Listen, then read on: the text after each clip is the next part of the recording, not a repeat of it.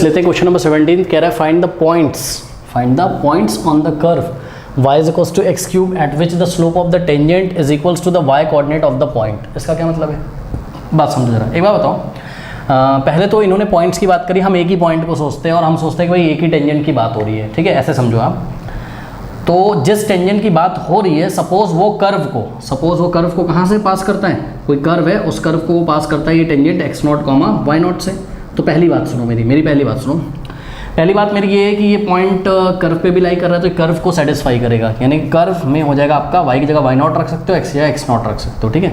तो ये आपको ऐसा मिल गया, ठीक। अब दूसरी बात ये है मेरी क्या, कि slope of the tangent at x naught comma y naught आप कैसे दोगे, slope of the tangent x naught comma y naught आप कैसे निकालोगे, d Y by D x at x is equals to x naught. इसका मतलब इसका derivative निकालो पहले, तो एक्स क्यूब का डेरिवेटिव क्या हो जाएगा 3x स्क्वायर, और उसके बाद x की जगह आप एक्स नॉट रख दोगे तो 3x नॉट स्क्वायर। तो यही क्या हो गया, डेरिवेटिव हो गया, सॉरी यही हो गया क्या, d y d x at x equals to x naught is the slope of the tangent at x naught comma y naught. अब सुनो, अकॉर्डिंग टू द क्वेश्चन, ध्यान से सुनिएगा जरा, ये जो स्लोप ऑफ द टेंजेंट आता है, यानी कि 3x नॉट का स्क्वायर जो आया है हमारा x is equals to x naught पे, यही स्लोप ऑफ द टेंजेंट है।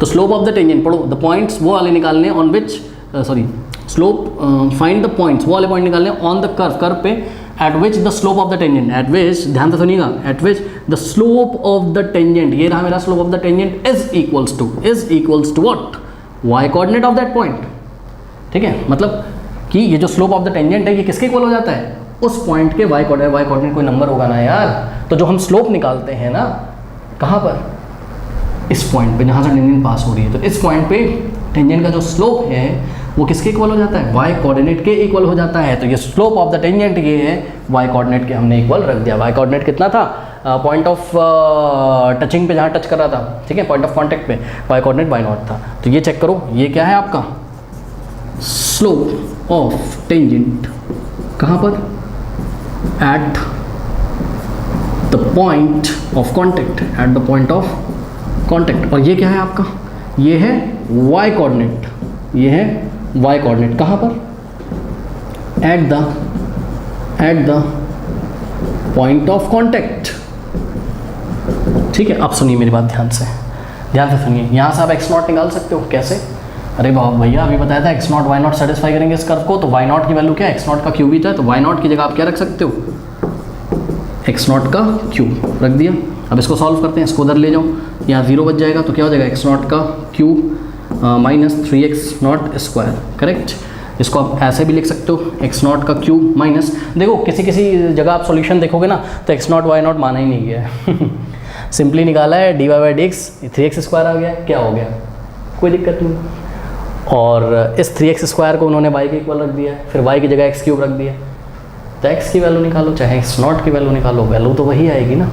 बस मैंने पॉइंट्स दिखा दिए आपको, x नॉट y नॉट है, हाँ भाई। तो x नॉट का क्यूब माइनस 3x नॉट का square is equals to what, 0। यहाँ से आप x नॉट का स्क्वायर कॉमन लो, तो यहाँ हो जाएगा x नॉट की पावर 3 थी, x नॉट स्क्वायर बाहर चला गया, तो x naught minus 3 is equals to 0। अब सुनो, इसका और इसका प्रोडक्ट क्या है, 0, या तो ये 0 होगा या तो ये 0 होगा। इसका मतलब कि अगर x नॉट का स्क्वायर 0 हो जाए तो 0 का स्क्वायर रूट क्या होता है, 0, तो x नॉट क्या आ जाएगा आपका 0।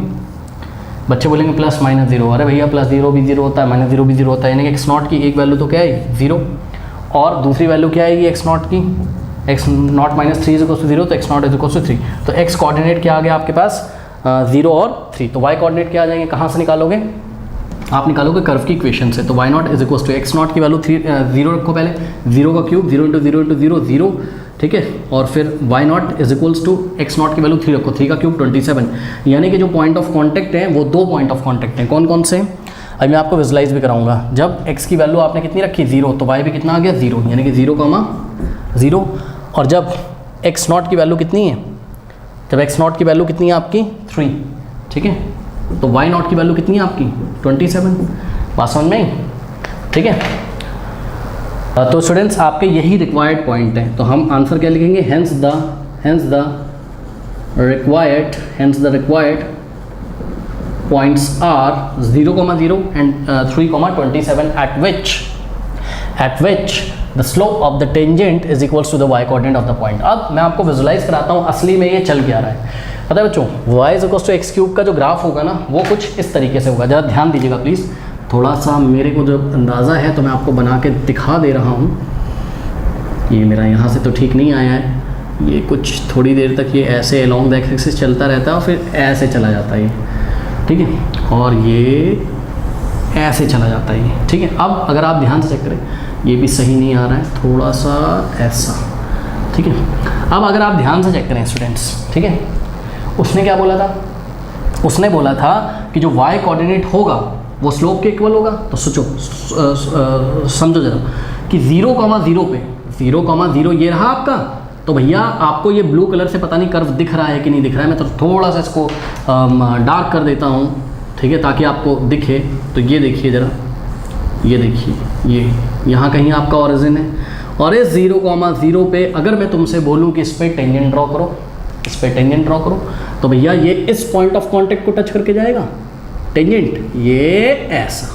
अब ध्यान से चेक करो, ये जो टेंजेंट है ये एक्स एक्सिस के पैरेलल आ गया कि नहीं आ गया। तो slope of the tangent, slope of the tangent कितना आ जाएगा, कितना आ जाएगा, 0। क्यों, ये slope of the tangent x axis के पैरेलल माना जाएगा, एक्स एक्सिस 0 डिग्री बना रहा है, 0 एंगल बना रहा है, ठीक है।